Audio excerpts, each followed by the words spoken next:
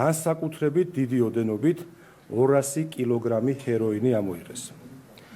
ამოღებული ნარკოტიკული საშუალების ღირებულება ეგრეთ წოდებულ შავ ბაზარზე 50 მილიონს აღემატება.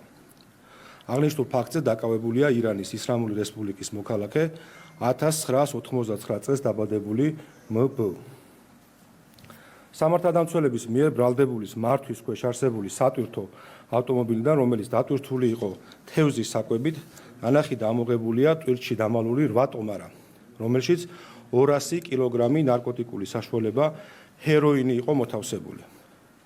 მოპოვებული მტკიცებულებები დადასტურდა, რომ აღნიშნული ავტომობილი საქართველოში ირანიდან აზერბაიჯანის გავლით სასაზღვრო გამტარ პუნქტ წითელი ხიდიდან შემოვიდა. ჩვენ ვაგრძელებთ შესაბამის საგამოძიებო მოქმედებებს დანაშაულში სავარაუდოდ ჩართული სხვა პირების გამოვლენისა და მათი სისხლის სამართლის პასუხისმგებაში მიცემის მიზნით.